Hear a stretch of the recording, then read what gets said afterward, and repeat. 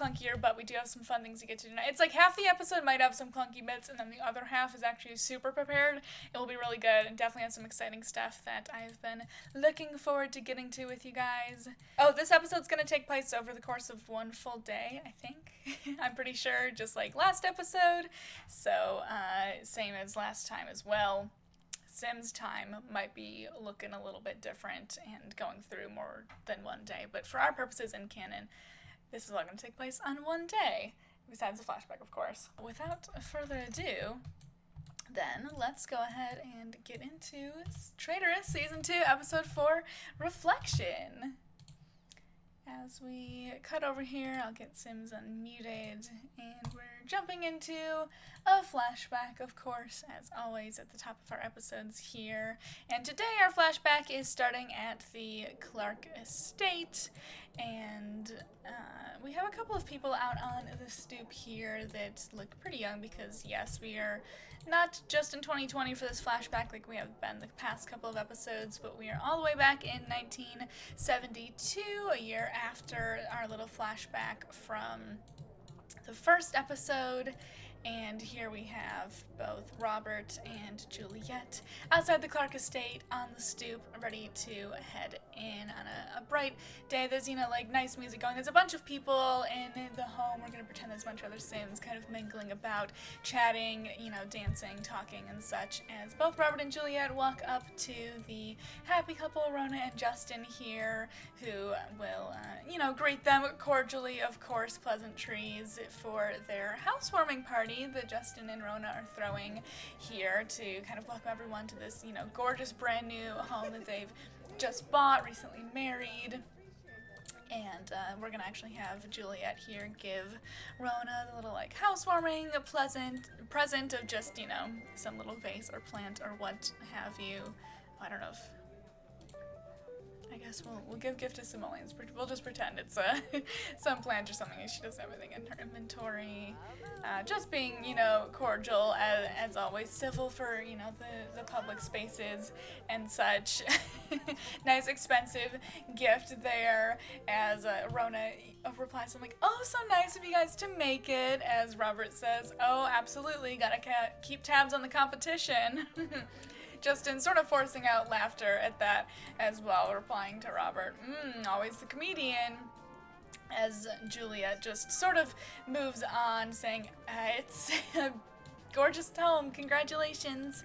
Rona replying to her, yeah, a few more acres than the land your Winston family manor is on, I believe, as Juliet just sort of awkwardly replies, sure.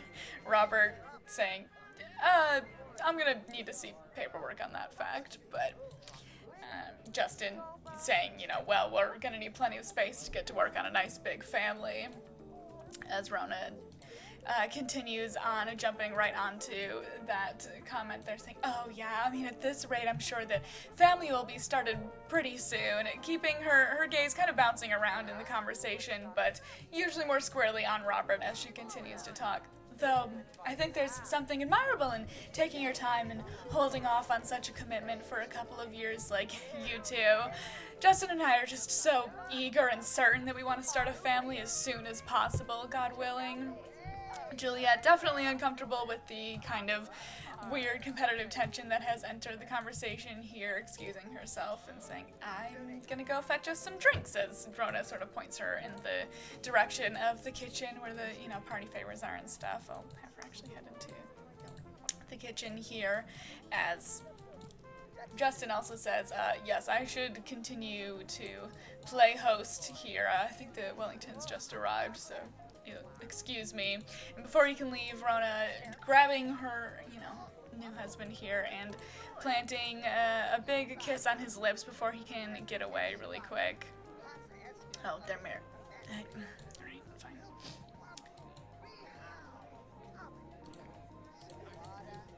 I somehow always forget that even if I set the romance to be high with the Sims, if I haven't technically made those Sims in the save kiss yet, that it'll be the stupid first kiss thing. But we'll have Rona grab her husband here, Justin, and plant a big kiss on his lips as he leaves to go continue to mingle, leaving both just Rona and Robert here in this conversation. As, Rona kind of sends him off with a sounds good, my diligent businessman. Definitely laying it on thick as she gets into conversation with Robert here. Goodness. Nope, we're not gonna do that. You're gonna go mingle, Justin. Thank you.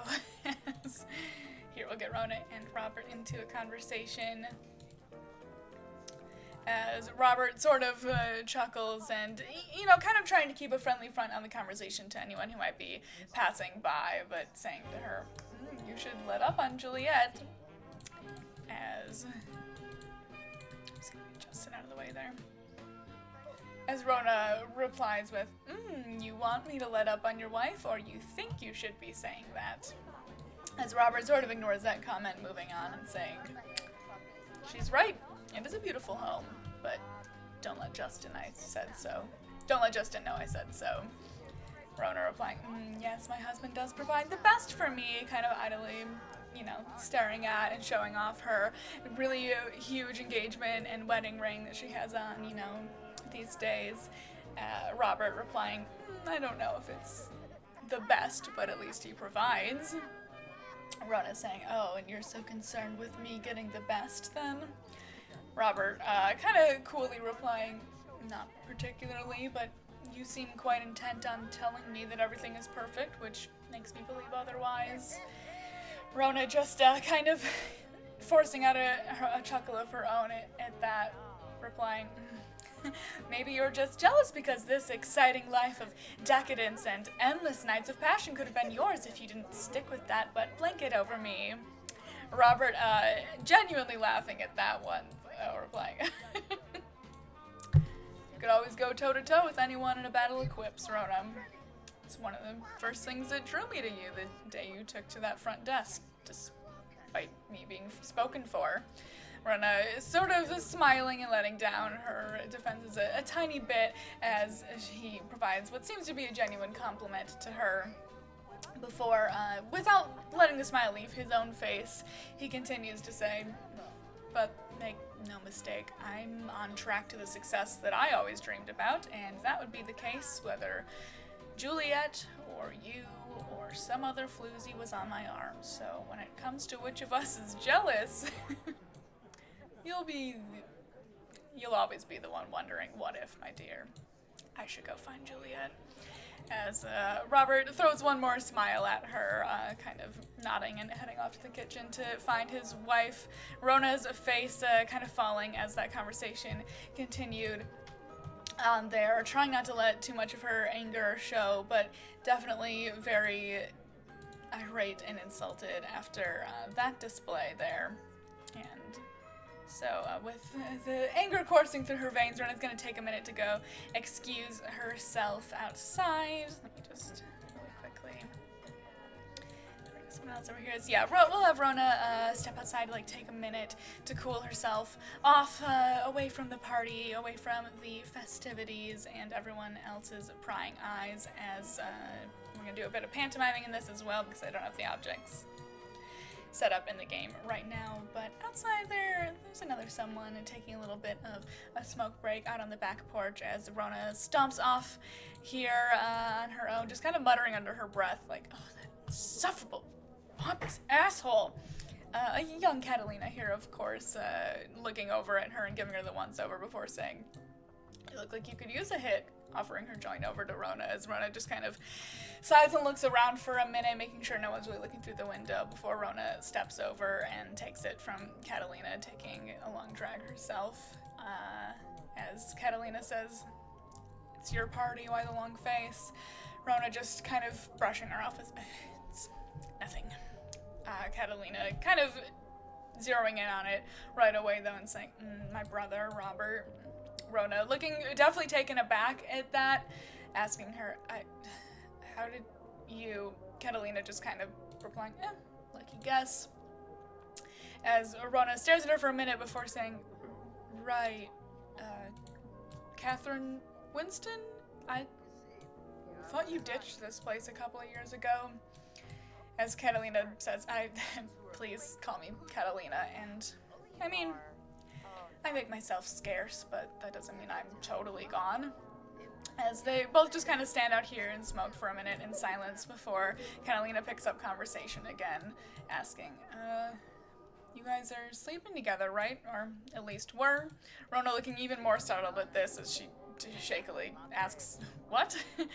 Catalina just kind of giggling at her and saying, I found a saucy letter addressed to you, hanging around a bit ago.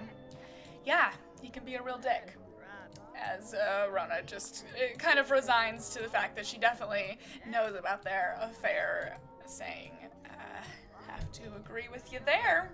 As Catalina continues, he's been an asshole ever since we were little. He's like a wild animal, skittish the second he doesn't feel completely in control of all of his surroundings, which is why I find it particularly fun to make him scramble. As Rona laughs at that, saying, watching Robert Winston scramble, that's something I'd love to see. Catalina replying, I mean, I'd be happy to help with that.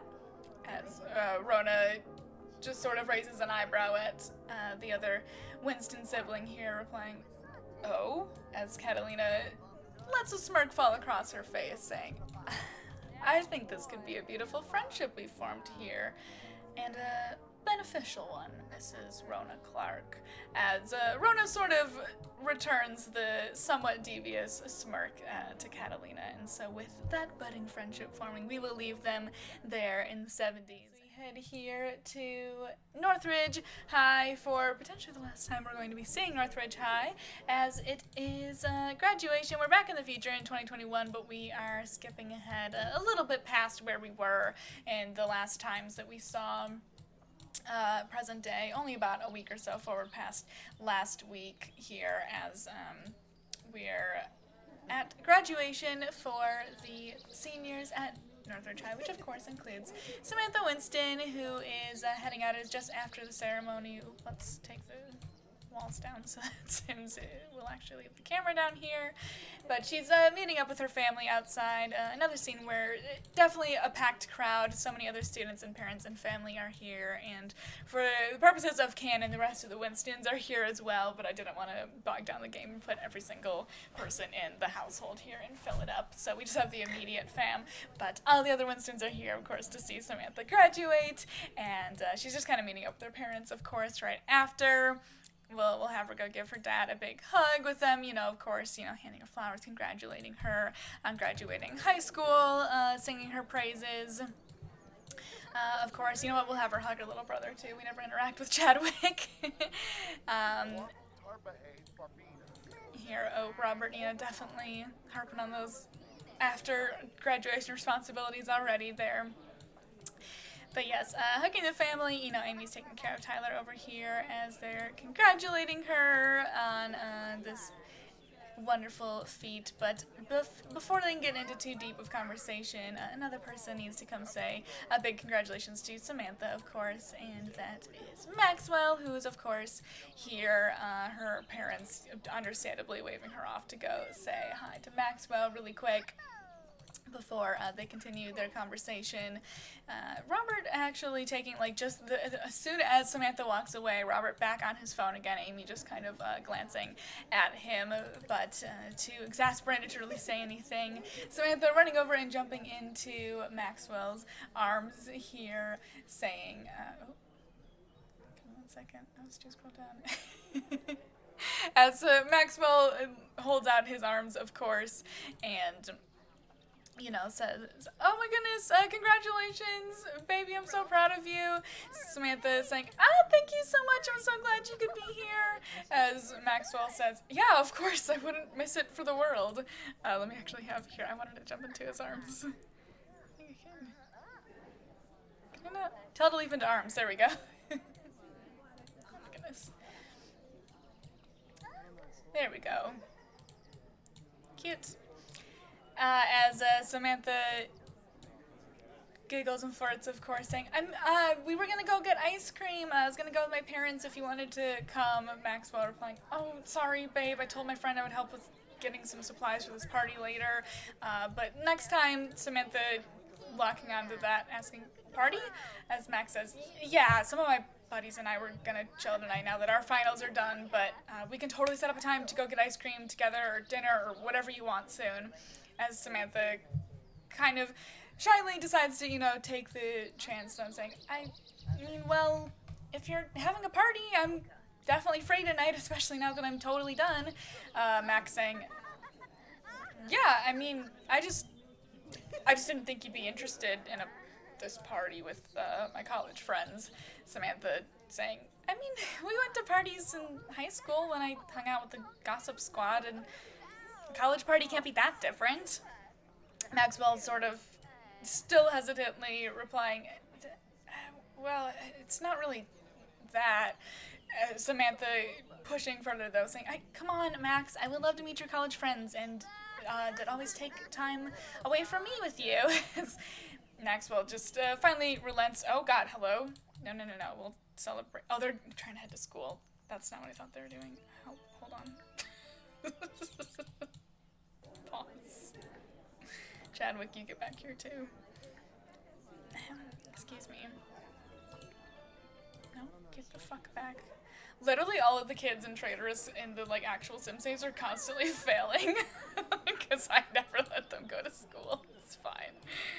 Uno momento. We will not be answering the phone call from the principal. Help. Get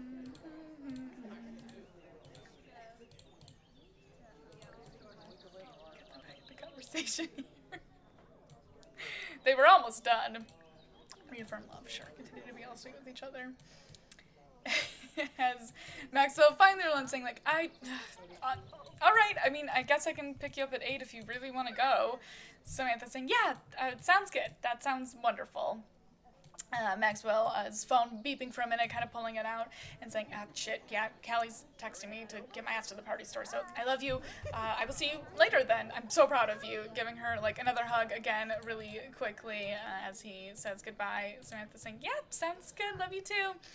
As her mind kind of lingers on the fact that he said Callie, but not wanting to be that girlfriend. I mean, she trusts her boyfriend, but just kind of thinking about the way Quinn was talking about how he sort of ditched her the other day at the store. Just those insidious little thoughts and anxieties kind of eating at her brain, but definitely trying to push them down because that seemed like a female's name doesn't necessarily mean anything, but here we'll have him embrace her one last time as he heads out to plan for this party. Samantha kind of joining her parents in a minute, but briefly before she does finally make it back over here as Robert is still on his phone here.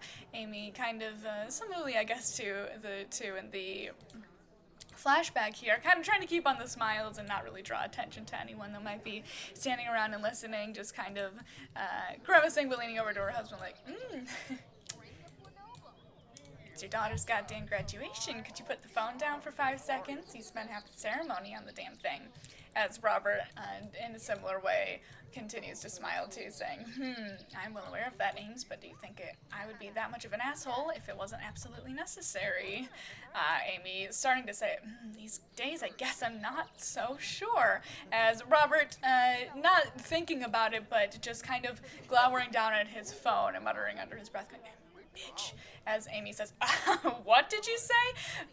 Robert starting to reply, no, as Samantha does make her way back over the two, quickly cutting off their conversation there as Samantha walks up saying, hey Mom and Dad, is it okay if I go to a party later tonight? Max wants me to meet his college friends and see the campus now that I'm out of high school. As Amy replies, college party? Samantha saying, yeah, but I mean, it's like with his study buddies, I'm pretty sure, and I'll be back by midnight. Robert, kind of back on his phone again, offhandedly replying, sure. Sweetie, you're 18 and out of high school. You don't need to ask for permission on things. Amy sort of glaring at her husband for a minute before turning back to Samantha, being like, yeah, well, she still lives under our roof, so I'd at least do appreciate a heads up as to where you will be, but yes, have fun. I trust you to be safe. As Samantha says, okay, cool. Are we headed out for ice cream then? As Robert sort of winces as she says that, pocketing his phone, if only for a brief moment, to say, shit, I love you so much. I'm so, so proud of you. I'm so sorry to do this. I don't think I'm gonna be able to come out for ice cream. An emergency came up with Insurzo that I have to go fix, but I will make it up to you soon, okay? We can have a whole daddy-daughter day out, my treat. Okay, I'm so sorry. As he gives Samantha a hug, pulling his phone back out to double-check something as he's hugging her, but just kind of, as he's pulling it out, Amy getting a very quick glance at the screen that has the text messages up. Not enough to be able to read any of them, but enough to see that it's that work contact that he's been texting with. Amy's brow furrowing a little bit as he hugs Samantha, and Samantha just replying, okay, yeah, that sounds nice. I understand. I know you have a lot on your plate. Amy sighing deeply before saying, yeah, all right, I guess the four of us will head out for ice cream then. Come on, kids. Robert, kind of going to give Amy a kiss in goodbye, her sort of turning her cheek and letting him stiffly give her a kiss on the cheek as she slightly brushes him off, just kind of corralling both of the younger kids back to the car. Robert feeling really horrible about that, but letting them go off without making a further scene. We are joining in at the Winston Manor a little bit after graduation as people are getting back to the house, and we see Juliet is headed back on into the manor here with both her son Brent and Jacob Henderson kind of in tow here as, they're just kind of making idle chatter as they head into the house. Brent saying, thanks for letting us over real quick to grab the rest of my old things. Juliet saying, oh no, of course, that's not a problem, sweetie, they're right where you left them, as all three of them just kind of head on over to the garage where, yes, most of Brent's stuff, anything that has still been left over here is still right in the corner of the garage there. Oh.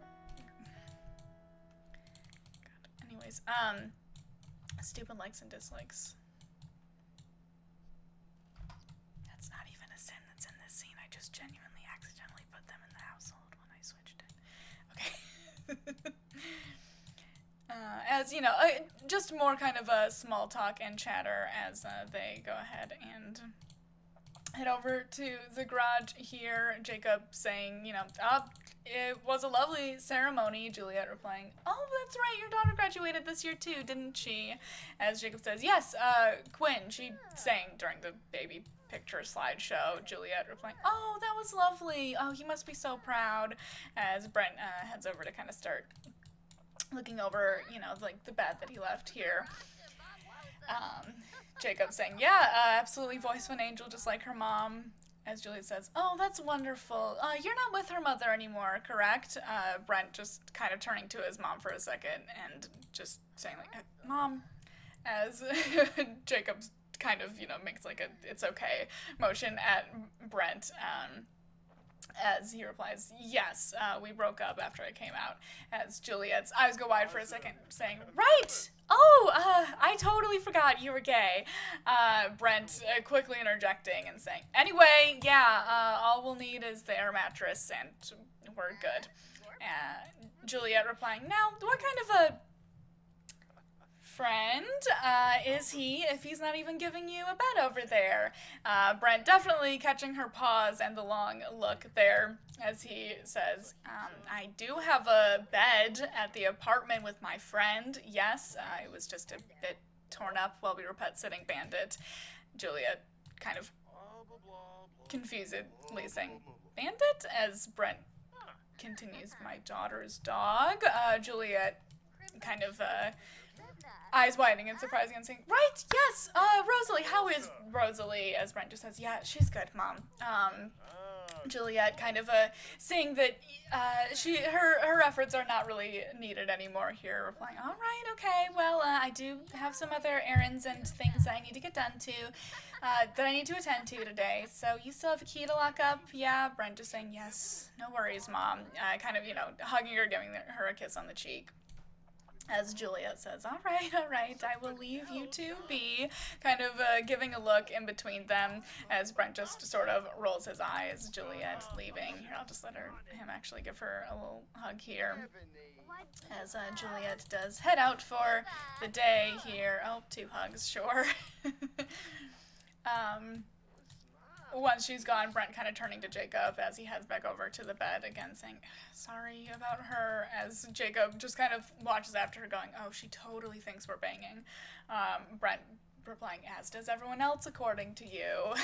Both of them just kind of chuckling as they kind of package up the air mattress here that used to be where Brent permanently slept on the couch, of course. But hearing a bit more commotion in the house and some running footsteps, both of them kind of head into the dining room and run into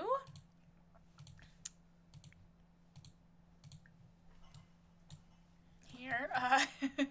Both Julia and Madison Clark kind of running through the kitchen, who both sort of stop and have a bit of a similar shocked expression on their face here as Brent sort of mirrors it looking back. Brent saying, hello? As Jacob just kind of taps Brent on the shoulder saying, I'll go get it all packed up in the car. I'll meet you outside. Brent just sort of nodding as Jacob leaves the scene there to head out to the car. Julia saying, oh, I thought you were headed out to ice cream after the ceremony.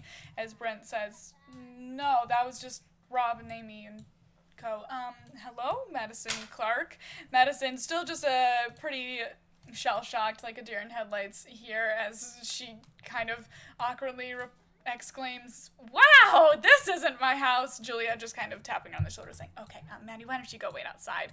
As Madison all but darts back out into the backyard here as Julia kind of heads over to talk to her brother saying, so I got a job at the Boys and Girls Club. Brent saying, yeah, I heard, that's good, congrats. Julia continuing, and yeah, Madison Clark is signed up for the summer program, and I don't know, she just sort of took a liking to me.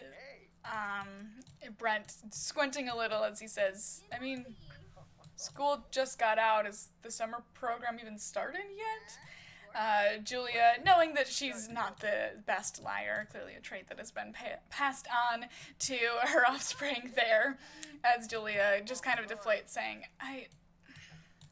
okay, we need to talk, but you can't say anything yet, okay? As Brent replies, yeah, I'm here for you, whatever you need, Julia, what's going on? As Julia starts, okay, because I have been dying to say something to someone, and so I think we know what they're about to talk about, so we will leave them there to that conversation. We head into another somewhat short intermediate scene as we are back at the Securvo offices here up top near the cubicles, as it's pretty empty this afternoon, but Robert is up here just kind of tapping his foot and looking at his watch as eventually slightly disheveled Marissa does eventually finish heading up the stairs and heading over to him as Robert just raises his eyebrows saying, "Look who's late this time." Marissa just kind of rolling her eyes and saying, "Who's the boss here?" As Robert just simply rolls his eyes and says, "I left my daughter's graduation celebration to come here, so why the fuck did you need 500 business cards today at exactly this minute?" Marissa just saying, "I don't need to answer anything for you, but if you must know, obviously 𝕉𝕉𝕒𝕒𝕒𝕒 is servicing my nephew's wedding, and I am not stupid enough to pass up on that kind of marketing opportunity, and I don't know, Amanda needed any kind of supplies by today or something. I don't know, I'm supposed to meet with her later." As Marissa starts to critically kind of look over, not sitting at a secretary's desk, look over the business cards looking for any mistakes, as Robert's like, all right, are we done here today? As Marissa, of course, in her usual flirtiness, sort of replies, "I don't know, are you finished?" As Robert just brushes her off as usual, continuing, I would love to get back to my family if you don't need anything else." Marissa saying, "No, I do think I do have a few more errands to run today that I would love some help on, and especially since you seem to be so disrespectful still, I think I would love to put them on you instead. Besides, it's kind of bitch work anyways that I don't need to waste my time on."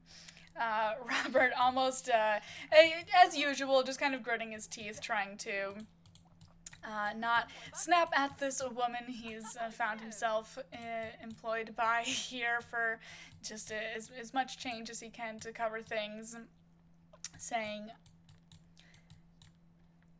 noticing that there's like a little bit of lipstick smeared on her face, as she does seem a bit disheveled, sort of taking in her appearance, and I guess having a little bit of a death wish, but trying to get a little bit more of control back of the conversation there, replying to her that, just kind of calling that out and saying, "Oh yeah, it looks like you were really busy with a lot of business that kept you from being here on time." Marissa's eyes definitely narrowing at him like that, saying, "Watch it.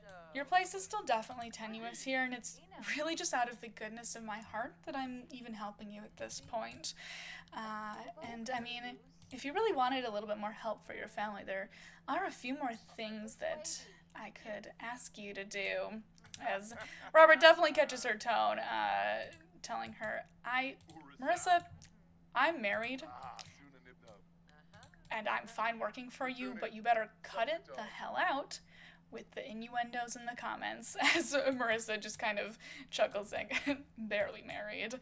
Robert definitely getting more angry at that, snapping, "What?" As Marissa says, "Oh, please. Like, I don't know, the forced smile of marital bliss for the press." Come call me once you finally realize that, maybe that marriage isn't as happy as you like to act like it is. Robert definitely just irate at that, saying, "Would you just give me my tasks and let me leave?" As Marissa decides to not drop the conversation yet, saying, "It's fine. I know you're too coward to ever actually respond to any of my advances or to even do anything about any sort of misconduct here," which is kind of the fun of it, Robert, because when it comes down to it, the main reason I even decided to tease you like that is because I know you don't have the balls to do anything about it, just like you didn't have the balls to do what you needed to save your own company. I'll text you the list of details, and I expect them done by the end of the day.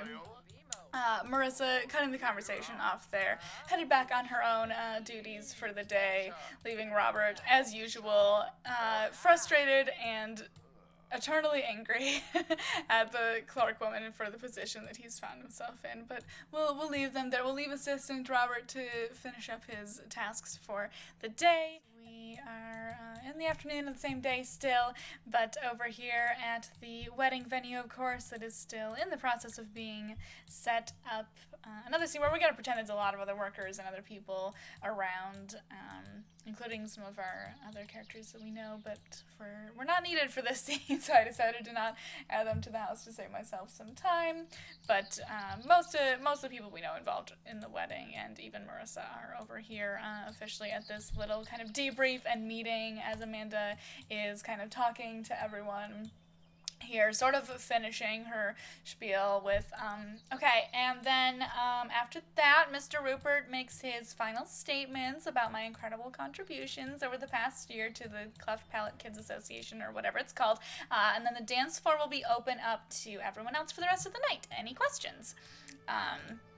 The crowd just kind of shaking their head, but it's been a long meeting of Amanda talking about plans and details of this incredibly over-the-top wedding that's being plotted here, so who knows how many have truly been paying that much attention by the time she has finished, as Chris and Rosalie have been making faces at each other every now and then during this conversation at different things. Chralie sort of noticing, but mainly just wrapped up in her partners, of course.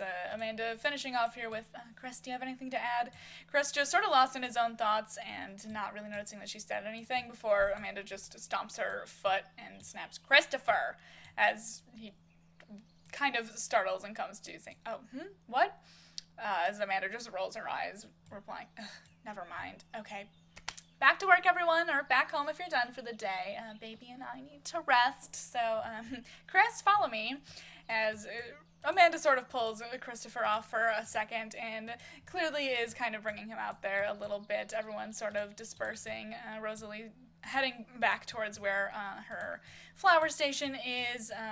Chralie somewhat done for the day, but just kind of hanging out waiting for Shakoba to be done, sort of hauling a couple of the boxes that he was going to finish helping with. Rosalie realizing that she needs a few more of the dowel rods that she was using to make some of these arrangements here, heading back over to where she had some of those boxes stored, as Amanda is just sort of finishing yelling at Christopher over here as Amanda kind of stomps off back towards the direction of her family home, presumably to go relax, of course, as Rosalie addresses Christopher, saying that seemed brutal, as Chris just sort of brushes her off, going, I'm used to it. Need any help? Rosalie saying, no, I've got it, as she starts to lean down to grab a box here. Christopher just kind of brushing her off and saying, no, nonsense, here. As Chris grabs the box, Rosie sort of stepping back and letting him, as they both, we're going to pretend he's carrying a box, as they both head over to her flower stations here. Let's just put that somewhere else so Rosie can get started on one in a second, but we'll have them both head over here. Christopher seeming to struggle with the box, as it is a bit large and cumbersome, but handling it nonetheless. Chralie sort of raising her eyebrow and giggling at her brother, not fully being able to carry it seemingly easily, as Chralie even says, you sure you got that, bro? As he just goes, yes, hush, kind of struggling and tossing it down next to Rosalie's flower station here, almost falling over it as he does finally clunk it down, causing Rosie to sort of giggle along with Chralie this time before. Oh, hold on. Okay, sorry. As Christopher just says, well, they're over here.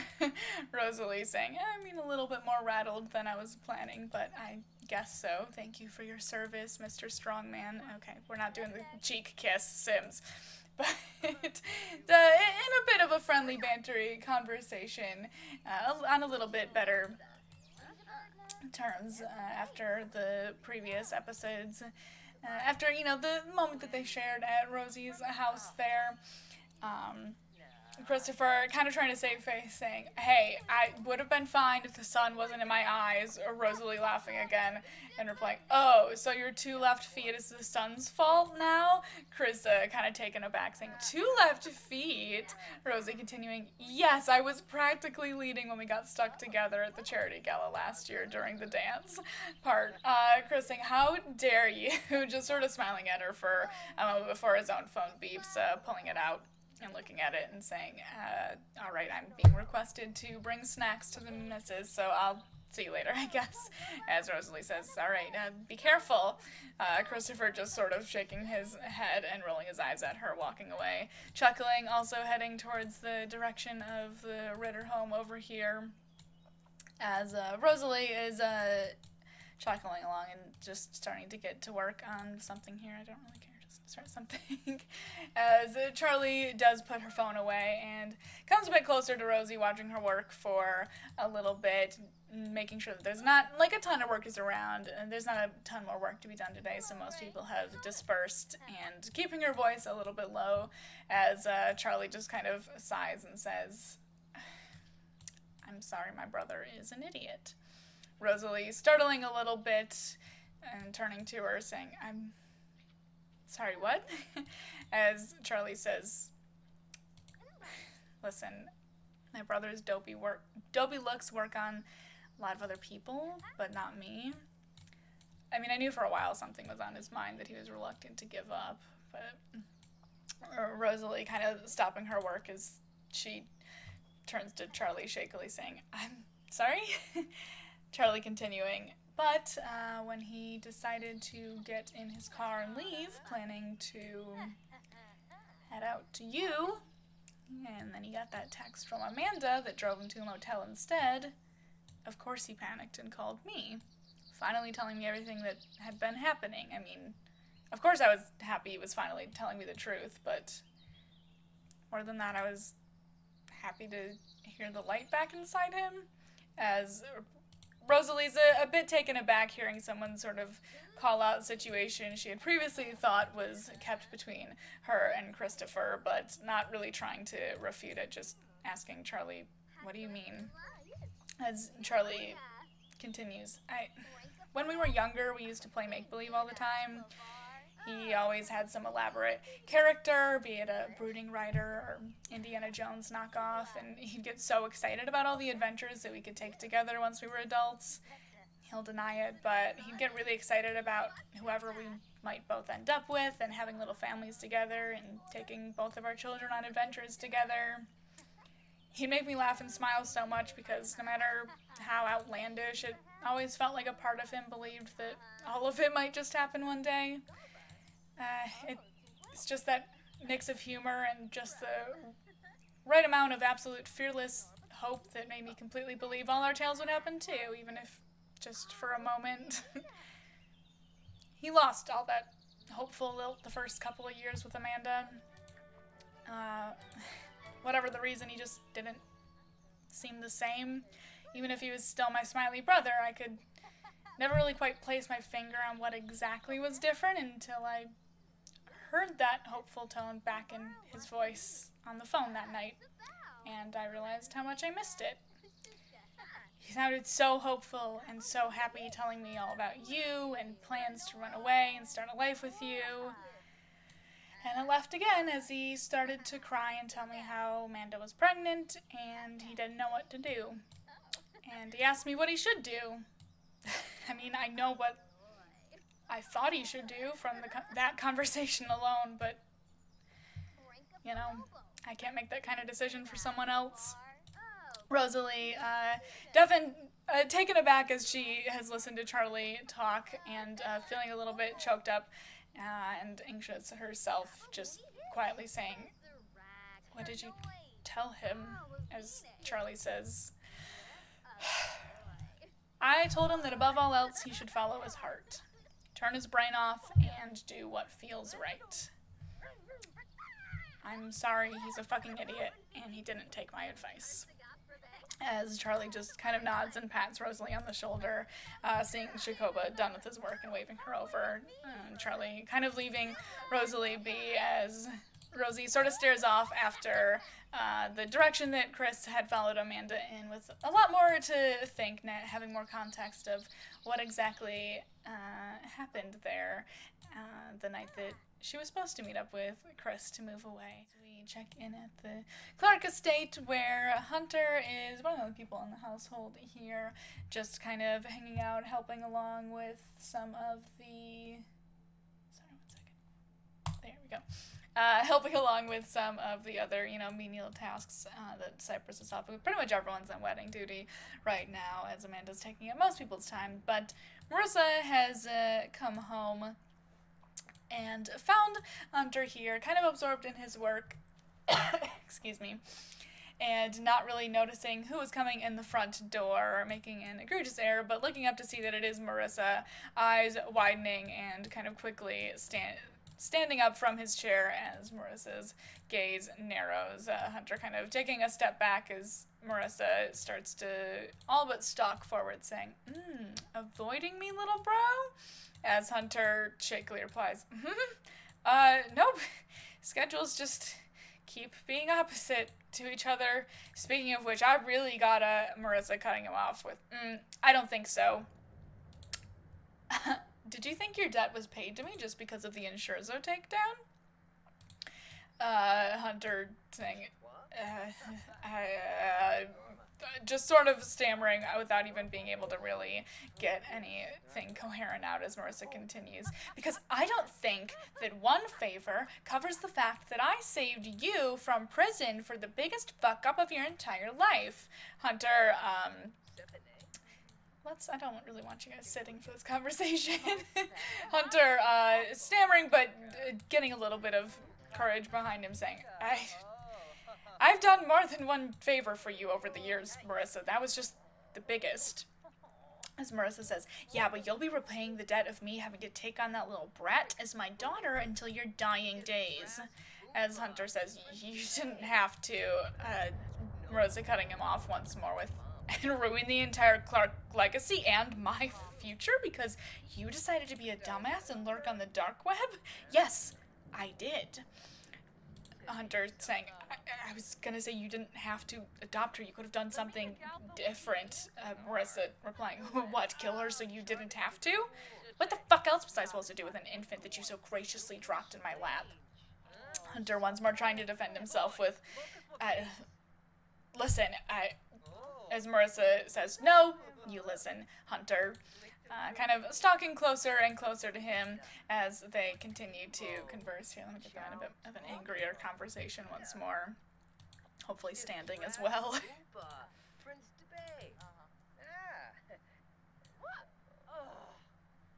Maybe. Oh well. We'll pretend they're standing here, kind of stalking closer and closer to him as she says, no, you listen, Hunter. I don't know who the fuck you think you are trying to step up to me, but I still very much hold your life in my hands, and it is about time that you shaped up and acted like it, because I am far from reaching my ultimate goals, and if you do not help me achieve them, then I will take you down in a way that leaves me completely free.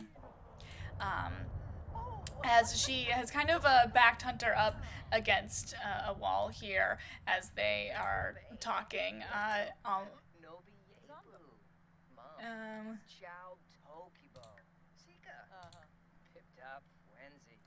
And getting like straight up into his face before proving her point quite harshly. Almost scaring Hunter with like a ferocity he's never really seen in Marissa before, as she, backs him up into a corner of the room, smacking him across the face before saying, so no more evading me for months, and time to go back to your proper place, hacker monkey. Got it?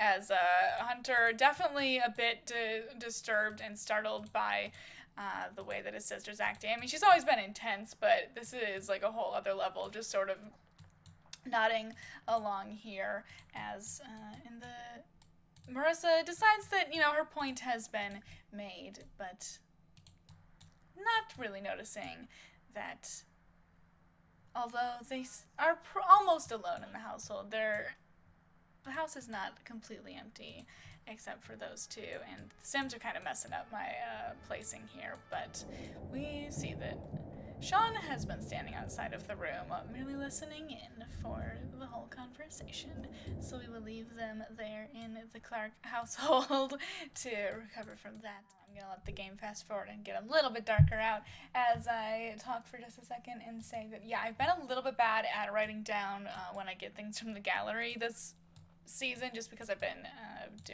getting a lot of the lots last minute instead of like way early in the week like I did in season 1. But I do know that this house is from the gallery and it's like super awesome. Excuse me, so I did make sure to remember this one and specifically shout it out. This house is called Party Lane on the gallery, and it's a really cute little like university party house, and I absolutely adore it. So we're going to be using this for our scene. I just wanted to give credit there. But hopping into our actual scene here, yes, it is a little bit past 8 p.m., as Maxwell has picked up Samantha from her home, of course, and they are headed into the party here, a little bit nervous on both ends. You know what? Actually, give me one moment to... Oh, if I can find the mailbox. There we go. Let's just fill everyone's needs so you don't have Sims randomly walking around wherever the hell they wanted like last time. Okay. As both of them are walking up to the party here, both nervous for different reasons, but heading into this college party that Maxwell has agreed to take Samantha to here, and another blonde girl with like pink streaks in her hair kind of running out of the house right away here, and to get the hug interaction, running up immediately to Samantha, smiling and wrapping her up in a big hug here, definitely startling Samantha, almost knocking her over with the force of it, as this girl says, "Hey, is this the infamous Samantha?" Her just kind of nodding here as the girl says, "Oh my god, Maxie, she's so cute. Oh, come here, hun, let me introduce you to the others," as she kind of takes Samantha's hand and drags her into the home before Maxwell both of them a little bit startled there, as here we'll have this girl and Samantha head on inside here, Maxwell sort of just following after them. Oh, through this door, sure. Headed over to the living room. You know, the house is packed with like a bunch of different college kids of all different types, you know, music blaring, as it's a true party, but there's a core group of a few over here just kind of watching some TV as this girl with pink hair is going to take Samantha over to them and introduce them, all just kind of talking to Samantha and pointing to the group, sort of right to left here, saying, okay, that's Kendrick, he, him, and his boyfriend, Rodrigo, he, him as well, both super fun, but good luck getting them away from each other all night, and that's 𝕋𝕤𝕒, they, them, usually pretty quiet, but has great stories once you get them talking, and there's plenty of fabulous other people wandering around, but like, that's the main crew. Samantha saying, okay, sorry, you are? As she says, oh my god, I'm so silly. Callie, she, her. You use she, her pronouns too, right? Samantha, a little bit flustered at everything happening, saying, yeah? Callie going, yes, cool. Okay, hey gang, Samantha, she, her, Maxie's adorable little girlfriend that we get the honor of hanging out with tonight. Be nice, as she just kind of goes and perches like on the side of 𝕋𝕤𝕒's chair here. Samantha sort of awkwardly taking a seat at the empty space over here on the couch, as Kendrick immediately starts in, oh my god, I love your dress, very baby doll chic, who's it by? Sam just sort of says, I don't know, I've had this a while. Maxwell coming to getting a seat, like just kind of over by his girlfriend here, as Rodrigo says Kendrick is a fashion major, if you couldn't tell. Kendrick saying, never mind, you'll be wearing my name by the end of the decade, mark my words, as 𝕋𝕒𝕒 sort of looks Samantha over, saying, you're a Winston kid, right?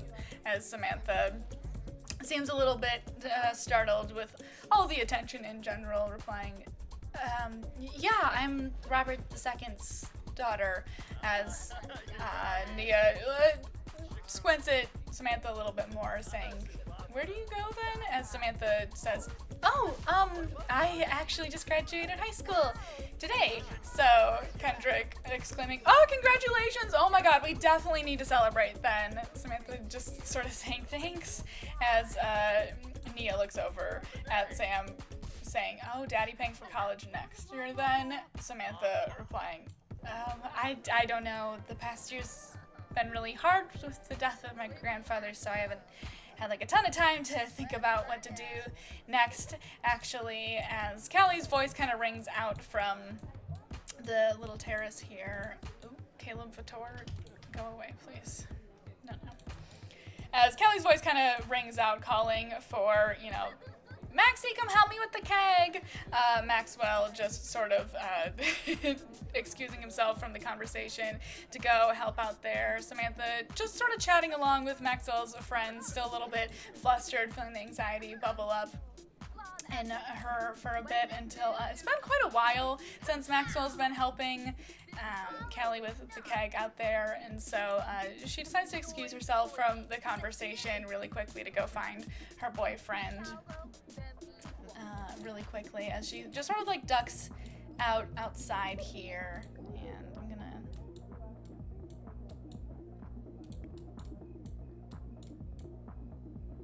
here, we'll have Samantha go around this corner of the house, just kind of staring out at both Kelly and Maxwell talking here. Oops, I didn't adjust their relationship at all. Give me a second.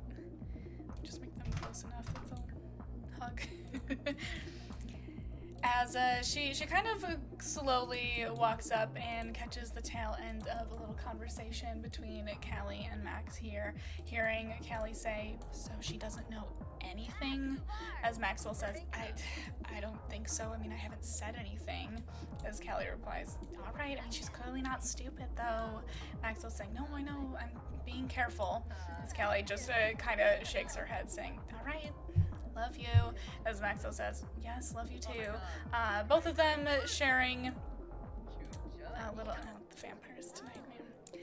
Both of them sharing a bit of an embrace as Samantha just sort of looks a bit shell-shocked around the corner, and finding it harder and harder to not worry about something here, and deciding that she doesn't really want to get involved in that, just heading back inside after a few minutes.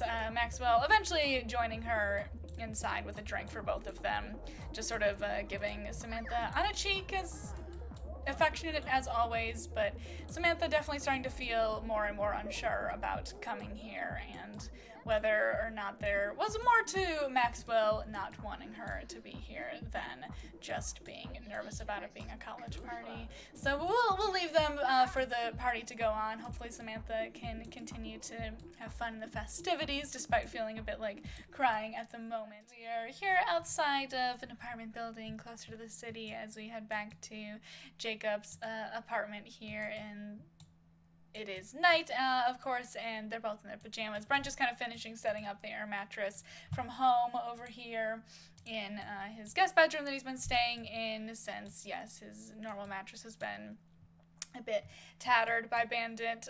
Jacob just kind of skeptically looking at this air mattress, saying like, "Are you sure you'll be good for the night?" Brent being like, "Yeah, I slept on this for over a year. I can handle a couple of nights." Jacob being like, I promise we'll, figure out like fixing your mattress as soon as possible." Brent just being like, "Yeah, no, it's totally fine. Don't even worry about it." As Jacob's like, okay, all right, fine. If you're, content like that, good night, I guess." Brent saying, "Yeah, good night," as he kind of crawls under the covers to head to sleep. But before he can barely close his eyes and start to fall asleep, Jacob walks back in the room saying, you've come so far, I can't let you do this. Why don't you just join me for tonight or the next couple nights, however long it takes us to get you a better mattress again." Brett just saying, what? As he sort of starts to blush and panic a little bit. Jacob just saying, "Look, you're a grown man. Again, you've come a long way. You're so far from sleeping on an air mattress. My bed is like a king. You can join me for a night or two until your bedroom is sorted out." As Brent's like, "No, it's okay. You've been ridiculously kind to me so far. I couldn't. Jacob saying, just come on, okay, I insist. As Brent still sort of hesitates, but knows that Jacob can be stubborn when he wants to be. So, deciding to follow Jacob into his own bedroom and sort of tentatively crawling into the other side as Brent's just chuckling, saying, all right, I mean, I didn't really want to go back to that bed anyways, as both of them chuckle. Brent kind of getting serious for a minute. I'm not going to actually have them talk in this because I don't think they can talk while relaxing, and I want them on the bed, so just pretend they're actually in conversation here. As Brent continues, thank you for everything. A year ago, I don't think I could have imagined my life going so well. I was kind of content that things would never improve for a long time, I think, but really glad that it did end up there was a light at the end of the tunnel. Jacob saying, yeah, I really wish that a lot of other guys viewed having to share a bed with their best bro the highlight of their life, as they both just kind of laugh before Jacob gets more serious again too, saying, I'm glad. I understand giving up on a brighter future, but I'm really proud of you, man, for coming so far as well. And it's only up from here.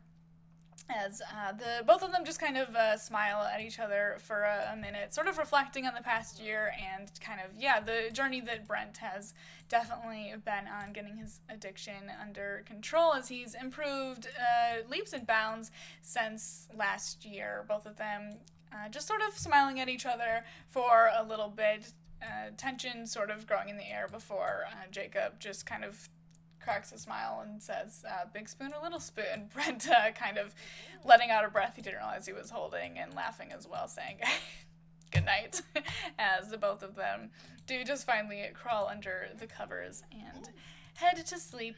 Brent luckily not having to sleep on the cold, harsh, air mattress, thankfully, due to Jacob's unending generosity. So we will leave them there for the night. It is late at night at this point in the game, in our show, but in the game it is approaching morning. It is thunderstorming outside that I've decided to leave, so hopefully it stays a bit dark, but for our purposes it is pitch black out. I just didn't want to fast forward all the way from like 6 a.m. all the way till night in the game again. I wanted to get going with this final scene here, so we'll do a little bit of theater of the mind as far as the lighting in this scene to end things off. But we are headed back to the Winston house, as it is, as I said, pretty late at night now, in Amy and Robert's bedroom here. Amy just kind of at her computer working. Robert finally getting home at all hours of the evening here and grumbling, just kind of tossing his phone on the bedside table as he sits down to kind of kick his shoes off for the day. Amy sort of frustratedly throwing over her shoulder, done with your phone finally? As Robert just lets out a sigh, saying, Amy, I don't have the patience for this right now. As she says, oh, okay. Were you serious about taking Samantha out for the day? Is that feasible right now? As Robert just lets out another sigh, saying, Jesus Christ, of course I was serious, and I can afford a day of pampering my daughter. We're not destitute. As Amy replies, well, you could have fooled me with how often you're on your phone with work. Robert's face forming a scowl almost immediately and saying, what does that mean? As, nope, we're going to argue tonight, Sims. As Amy just says, nothing. Robert, all right, let's just head to bed. As Robert just kind of pinches the bridge of his nose, saying, I know that I've been hard to deal with lately. Amy just kind of harshly barking out a laugh at that. Robert continuing, but don't throw that in my face. Amy saying, oh, so you get to accuse me of cheating for a year and I don't get to be suspicious of you? Fuck you. Robert saying, I have never done anything. I've never even thought about being unfaithful to you, Amy, as Amy says, neither have I, but look where we are, as there's a pretty loud and incessant knock on the door. both of them just kind of glowering at each other for a moment. Let me actually make them angry so they stop flirting. But both of them kind of glowering at each other for a moment as the knocking continues, realizing that no one else is really there to grab it and not wanting to awaken any of the children that are in the household right now. Oh gosh darn it. Give me 1 second to actually make them both angry here. And Robert already having taken his shoes off, Amy saying, I'll handle it, as she stomps out to go see who is disturbing them at such a late hour, heading out to the front door. And immediately rushing to the door once she hits the hallway and seeing who it is through the glass as she runs over to Hunter Clark, who is looking a little bit worse for wear, but a bit panicked as he is outside of their doorway here. Amy immediately snapping at him as she opens the door. There we go. There she is. As she opens the door saying, what the hell are you doing here? As Hunter's like, I'm sorry. Amy talking over him. I told you not to come to this house. Hunter saying, I know, but you weren't answering your phone and I need to tell you something. As Amy says, I have been busy all day. What is so urgent that it couldn't wait until our meeting tomorrow? Hunter saying, look, I know I've been cagey about stuff, but fuck it, she's gone too far, and now I don't even care what happens to me, okay? I'm done letting the stupid fucking fear of Marissa hold me back from putting the final nail in her coffin. Amy just saying, okay, as Hunter takes a deep breath and says, look, the reason she's been able to blackmail me this long isn't about something with a family pet or whatever I told you. Amy going, yeah, I gathered that much, as Hunter says, but it does have to do with the baby. Amy just replying, I'm sorry, as they converse for a bit. Robert, still just kind of a curiosity taking over him, especially as it is a little bit longer than just sending this person away. Sort of watching out the window, unable to really see the porch from this view, as the conversation seems to be going on for quite a long time, until Robert does see, walking out into the street, that it is one and only Hunter Clark leaving their stoop. The anger continuing to fill Robert even more than it already was before Amy decided to go answer the door. Amy eventually making her way back into the bedroom, a newfound anger kind of riled up in Robert here, as Amy looks a little bit shocked as she walks into the room, losing a lot of the ferocity that was in her as she stomped out of there.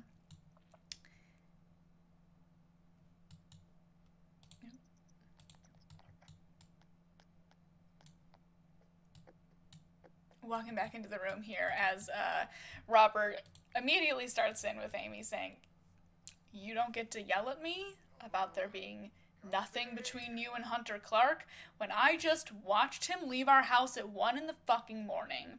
As Amy just kind of sighs, saying, I don't have energy for fighting right now. Let's just end this. As Robert says, just like that, huh? Amy kind of taken aback and saying, what? Robert saying, all right, fine, if that's what you want, maybe we are better apart. As Amy looks taken aback and more sad this time, even more than she did when she walked into the room, saying, I meant end this conversation. But Robert's face also sort of falling at that, as he says, oh. Amy just kind of looking at the floor and replying, but if you're so quick to accept that I meant something different, then Robert just kind of saying,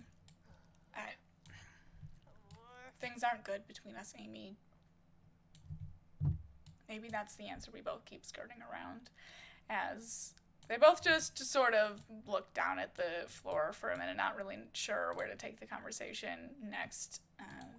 A moment seeming to linger for much longer than it is in actuality before Robert eventually sighs and stands up, grabbing his pajamas to head downstairs to sleep in the study as he's been doing. Anyways, Amy just sort of wringing her hands until he leaves as she pulls out her little journal from her bedside drawer here, with Robert leaving her sort of dejectedly just sort of flipping through a few pages until she finds the entry that she's looking for, trying to hold back tears from herself, and finding the entry from the night after Robert I Winston's funeral almost a year ago. That starts off with, I would have left him tonight if he hadn't begged me to stay. And so that's where we're going to leave the episode tonight. Not the most dramatic or climactic end stinger that we have had in the show so far. A little bit more of a solid and somber note for this one, but hey, that's only half the season, and with a lot of things to set up, there's lots of things to be knocked down in the second half. So that is where we're leaving episode 4 reflection for tonight. I hope you enjoyed nonetheless, even though, yeah, a little bit less of a dramatic punch of an ending there, but I promise we got a fun little flashback to be set up by that for the next episode. I love you all very, very much. Thank you for being here. I hope you have a wonderful rest of your night and a beautiful rest of your week.